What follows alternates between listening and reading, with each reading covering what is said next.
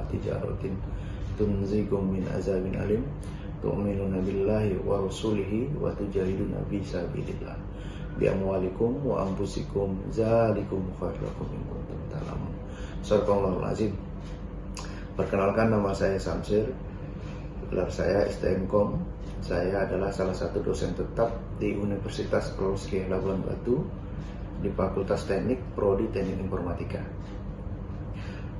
Di sini saya sampaikan, kebetulan saya mengampu mata kuliah pengantar multimedia. Nah, di dalam mengampu mata kuliah multimedia ini, di sini akan saya jelaskan sedikit. Saya akan membahas kepada adik-adik mahasiswa mengenai yang pertama, mengenai kontrak perkuliahan, mulai dari kehadiran, kemudian tugas-tugas selama perkuliahan, selanjutnya ujian tengah semester atau UTS, kemudian ujian akhir semester. Dan dalam pembahasan mata kuliah ini, saya mengarahkan kepada adik-adik mahasiswa yang pertama yaitu mengenal dasar-dasar multimedia, mulai dari sejarahnya, kemudian manfaatnya, komponen-komponennya seperti audio, video, visual, gambar, grafis.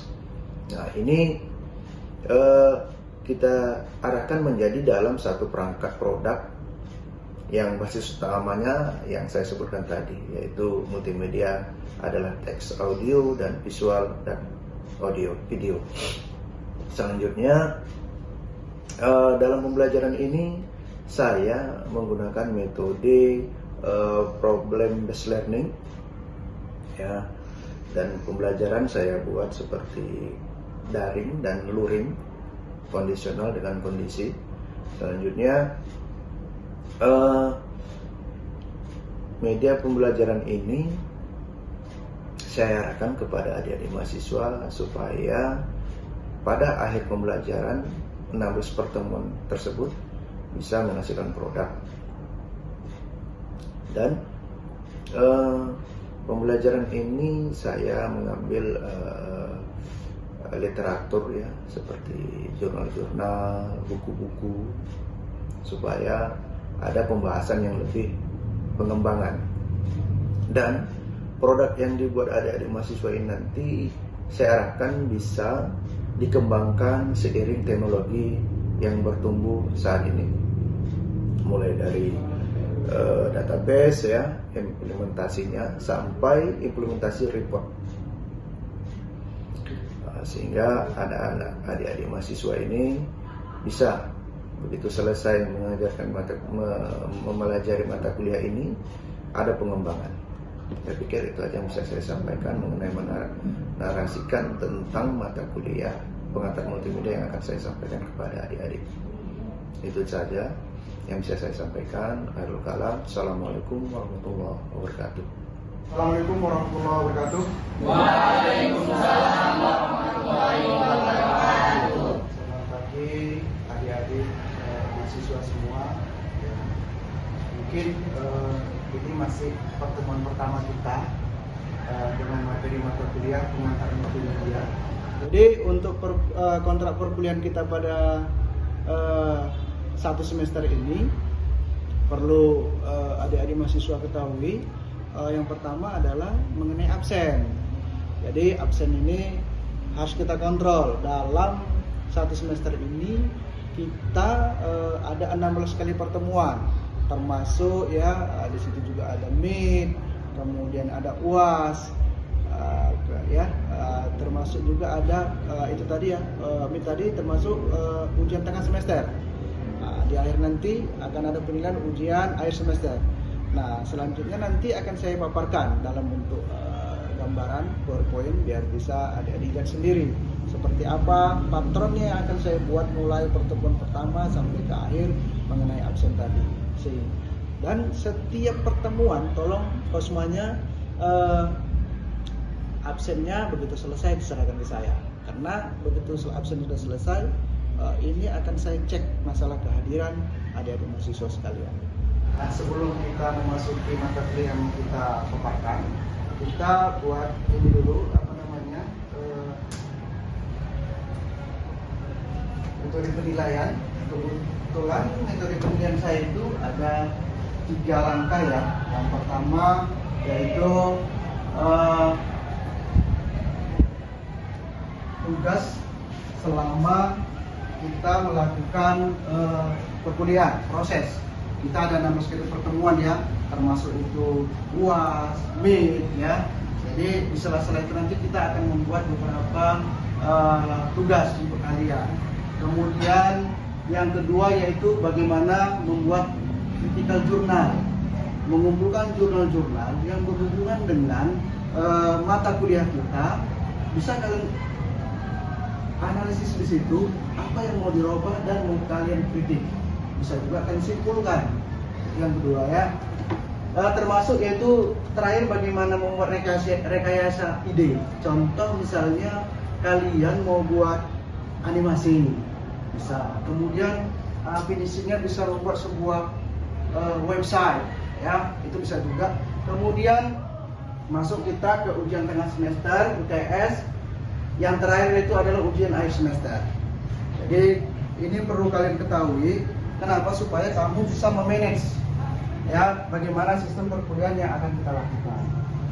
Baik, selanjutnya kita masuk ke pengantar multimedia, yaitu multimedia adalah sebuah media yang terdiri dari teks, suara, ya termasuk audio ya, kemudian gambar yang bergerak. Pernah lihat kan? Nah, itu. Kemudian bisa juga kita membuat sebuah grafik. Yang hasil grafik tadi bisa menjadi sebuah media, ya, sebuah media. Oke, selanjutnya di sini sebagai pengantar juga di sini saya sampaikan supaya kalian tidak gagal paham. Ada sejarah singkat tentang multimedia, yaitu perkembangan multimedia. Ya, ini dasarnya adalah perangkat elektronik di masa lampau, ya, yang dicatatkan oleh G.R. Taylor ya pada tahun 1982. Nah, sekarang sudah tahun 2022. Nah, begitulah perkembangan perkembangan bagaimana sejarah singkat tentang multimedia. Baik, selanjutnya di sini saya jelaskan juga manfaat multimedia. Jadi manfaat multimedia ini yang pertama bisa digunakan untuk pendidikan, ya. Contoh sepertinya yang sedang kita lakukan ini, ya kan, media pembelajaran. Nah, termasuk Infocus, handphone ini kan media. Nah, ini bisa digunakan untuk saat pendidikan. Nah, kemudian ada dunia hiburan, ya. Kadang-kadang ada yang untuk karaokean seperti itu ya contohnya. Kemudian ada bisnis, ya, bisa mempermudah yang jarak jangkauannya jauh, bisa mempermudah komunikasi, ya, seperti itu. Kemudian ada juga seperti teknologi dan sains, kemudian ada dunia seni, ya, kemudian seperti yang kita rasakan sekarang adalah dunia teknik. Kebetulan kita jurusan teknik. Baik, selanjutnya di sini ada juga saya jelaskan tentang komponen multimedia. Jadi komponen multimedia ini seperti yang saya sampaikan tadi, berupa teks, ya, teks. Contoh kalian mengirim pesan ke temanmu, ya kan? Handphone ini kan, ponsel ini adalah media. Secara tidak langsung kamu menggunakan sebuah media. Saat kamu SMS, kamu kan mengirim media bentuk teks, seperti itu ya. Kemudian selanjutnya seperti yang saya sampaikan tadi, yaitu tentang grafis, ya, bagaimana mendesain sebuah grafis supaya tampilan yang dilihat tadi lebih jelas, lebih menarik, ya.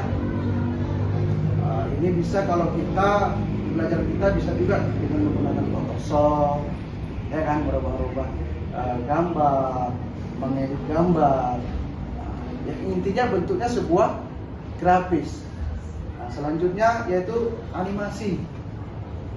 Nah, animasi yang sering kita tonton lah, seperti yang biasa kita lihat di televisi seperti film di Filipina, iya kan, banyak sekali. Karena ini mendekatkan kita kepada sesuatu yang rasa kita gambar ini seperti nyata, hidup ya, itu ya kan. Kemudian selanjutnya lagi video. Nah, jadi yang namanya media ini kan perantara antara kita dan yang mau kita sampaikan. Nah, inilah namanya media. Contoh seperti ulang tahun orang tua kalian. Nah, kalau nggak bisa ngasih hadiah apapun, buatkan video. Nah, video, ya kan? Ini kan bisa menyentuh, ya. Kalau mau membuat video mungkin udah gampang lah. Apalagi sekarang udah ada smartphone, ya kan? Tinggal simpan video, gitu ya kan? Nah, sesuatu yang sederhana tapi bisa menghasilkan sesuatu yang lebih, gitu, ya kan? Kemudian selanjutnya audio, suara. Jadi ketika kalian buat video tadi, contoh yang saya sampaikan tadi, membuat video mengenai untuk hadiah ulang tahun orang tua, videonya bisa kamu sisipkan situ kata-kata. Dari kata-kata tadi bisa menyentuh hati, ya seperti itu kan, menyentuh hati. Saat kita sampaikan kata-kata sedih, gembira, saya pikir ini sebenarnya lebih keren. Hadiah ulang tahunnya, ya kan, sangat menyentuh. Apalagi tonton sama-sama, sama-sama ketawa menontonnya, sama-sama menangis, ya kan. Ujung-ujungnya keren sama-sama berpelukan, ya kan. Intinya menjadi sebuah keakraban di dalam keluarga. Baik, selanjutnya terakhir ya, kesimpulan yaitu mengenai multimedia adalah konsep jamak yang dikenal dengan penggabungan berbagai macam media.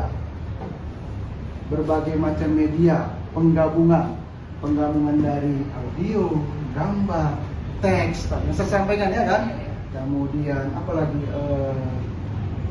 animasi, membuat sebuah media tadi lebih menarik, ya kan. Jadi untuk sebagai pengantar mungkin ini saja yang bisa saya sampaikan. Untuk sebagai pengantar mungkin lebih lanjutnya kita bisa diskusi agar lebih yang kita bahas ini bisa menjadi lebih terarah. Saya pikir itu. Selanjutnya bisa saya masuk kita ke forum diskusi. Kalau ada yang mau menanyakan kepada saya, silakan. Ada yang mau bertanya?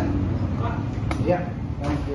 Ini Pak, kan tadi Bapak ada bercerita tentang ponsel dan smartphone kan Pak? Iya. Ini kan ponsel sama smartphone ini kan Pak sama-sama media. Emang perbedaan ponsel dengan smartphone itu apa sih Pak? Oh begitu. Baik. Intinya kita cerita persamaan dulu ya. Persamaan. Jadi ponsel sama-sama di genggaman, smartphone sama-sama di genggaman. Kalau pintar, saya pikir sama-sama pintar. Tapi mungkin di sini ada perbedaan, itu mungkin yang lebih pintar. Nah, ya. Jadi contoh, kalau ponsel kita saat mengetik SMS, contoh, kita menggunakan manual ya. Kalau smartphone udah bisa virtual, ya kan? Udah bisa virtual. Itu salah satunya. Kemudian kalau ponsel, mungkin saat kita mau mendownload aplikasi mungkin tidak bisa. Kalau smartphone pasti bisa. Contoh yang suka belanja, download aplikasi Shopee, ya kan? Shopee ya kan? Apalagi Lazada. Ini bisa kita download melalui smartphone. Kalau melalui ponsel mungkin tidak bisa. Kenapa? Karena ponsel tadi dalam mengimplementasikan internet tadi tidak bisa. Yang bisa hanya smartphone, ya. Karena ada beberapa perbedaan yang sangat gitu ya. Kalau persamaannya mungkin sama-sama bisa nelpon, sama-sama SMS gitu ya kan. Yang paling nyata sebenarnya itu tadi ya, tidak bisa mendownload ya. Kemudian keyboardnya itu kita manual. Kalau yang ini ya virtual. Yang paling sering lagi yang sering kamu lakukan selfie. Ya kan, sering kali lakukan selfie ya kan. Jadi kalau ponsel tadi mungkin dia kalau kamu selfie kamera seperti ini hasilnya kurang. Nah kalau smartphone mungkin dia kena ininya lebih besar, apanya lebih bagus, jadi hasilnya lebih jelas ya. Nah, saya pikir itu bisa menjawab pertanyaannya tadi ya. Ada lagi yang mau tanyakan? Ayo, Pak. Oh iya, silakan. Tadi kan Bapak menjelaskan tentang animasi. Iya. Aplikasi apa saja yang bisa membuat animasi itu, Pak? Oh gitu ya. Iya. Betul. Saat kita membuat media supaya media ini lebih bagus kan bukan hanya gambar, audio, iya kan, suara gitu kan. Tapi juga kita bikin ada animasinya agar lebih berwarna gitu ya kan, agar lebih berwarna gitu. Jadi ada sih beberapa aplikasi yang saya tahu. Nanti mungkin itu yang mau kita akan terapkan di dalam pembelajaran untuk pertemuan berikutnya. Contoh jangan terwujud mungkin kamu ada aplikasi yang namanya Blender. Tapi bukan Blender untuk di rumah ya. Nama aplikasinya Blender ya. Kemudian ada juga aplikasi Tupi. Ya, kemudian ada juga yang sering digunakan untuk pemula ada Movie Maker ya. Biasanya itu digunakan anak-anak SMK sering itu. Movie Maker untuk ngupload video, motor-motor, disatukan ya kan. Yang paling bagus lagi sebenarnya ada Animaker ya. Animaker. Nah, ini langsung bagaimana membuat sebuah animasi ya. Nah, saya pikir itulah ada 4 aplikasi. Sebenarnya banyak lagi. Cuman inilah untuk dasar-dasar pengetahuan kalian. Bisa kamu searching nanti di internet ya aplikasi seperti apa gitu ya. Nanti agar saat kita pertemuan berikutnya dalam pembelajaran kita sudah gampang. Nah, kalau mau kalian unduh sekalian aplikasi juga boleh. Ya. Selanjutnya ada lagi yang nanya? Ya Pak. Iya, silakan. Bagaimana cara dan langkah-langkah kita dalam membuat media website, Pak? Oh ya baik ya. Website juga adalah sebuah media ya. Kadang-kadang kalau sejauh-jauh kamu mau belanja aja pakai aplikasi itu terhubung dengan website ya. Nah, jadi langkah-langkah ini memang pertama kalau untuk kalian kita memang pertama adalah kita harus belajar mengenai pemrograman dulu. Bagaimana membuat sebuah program ya, membuat sebuah program sebuah program website ya, belajar bahasa pemrograman dulu. Contohnya bahasa pemrograman PHP, HTML ya. Jadi ini sebenarnya bahasa-bahasa pemrograman ini adalah tugasnya memanggil perintah-perintah. Ya, memanggil perintah-perintah ya. Memerintahkan, memanggil yang mau ditampilkan. Nah, contohnya sama seperti yang disampaikan teman tadi ada HTML ya, PHP dan banyak lagi bahasa-bahasa pemrograman lainnya. Setelah kita tahu cara memanggil ya apa yang mau kita tampilkan tadi, selanjutnya kita membuat sebuah desain website seperti apa yang mau kita tampilkan agar orang yang melihat lebih menarik. Seperti dia contoh Shopee atau yang lain-lain ya, itu kan kena menarik tampilannya, jadi sehingga kita tertarik untuk masuk ke website tersebut sampai kita ingin belanja. Gitu ya. Jadi media ini kalau bisa memang sangat menarik. Jadi setelah kita buat gambaran template-templatenya, bahasa pemrograman kita sudah paham, maka selanjutnya kita searching, kita ambil URL-nya. Banyak, bisa kita ambil dari ada rumah website, ada ya. Kemudian dari situ bisa kita mengambil sebuah domain. Setelah dapat kita domainnya, kita buat nama domainnya. Nah, setelah dapat nama domainnya, kita tampilkan, kita masuk. Biasanya ada yang bayar, ada yang prabayar ya. Iya, ada yang per bulan, ada yang per tahun ya. Nah, seperti itu. Kemudian bisa di-research, kemudian bisa linknya kita kasih ke teman-teman supaya masuk ke situ melihat website apa yang kita buat. Ya, jadi sehingga setelah sudah jadi kita tampilkan. Ada kelebihannya website ini dengan media-media yang sederhana, sehingga banyak orang yang bisa melihat. Ya, seperti itu. Jadi saya pikir itu aja mungkin pertemuan kita pada hari ini ya. Untuk pertemuan kedua nanti persiapkan, mungkin kita akan belajar bagaimana mengenal bahasa pemrograman agar saat kita membuat media contoh website kita udah dapat gambaran. Begini sih ternyata cara memanggil yang mau kita tampilkan. Apakah mau kita tampilkan audio, apakah kita mau tampilkan gambar, apakah mau kita tampilkan animasi. Itu semua kan tidak terlepas dari bahasa pemrograman. Jadi seperti itu aja mungkin pertemuan kita pada hari ini. Semoga pertemuan kita pada hari ini bisa membawa berkah kepada kita semua dan menambah ilmu kita pada hari ini. Jadi nanti saya ke posmanya kamu ya. Ya nanti absennya setelah semua selesai nanti bisa ke saya. Ya, saya pikir itu aja pertemuan kita pada hari ini. Saya Assalamualaikum warahmatullahi wabarakatuh. Waalaikumsalam warahmatullahi wabarakatuh.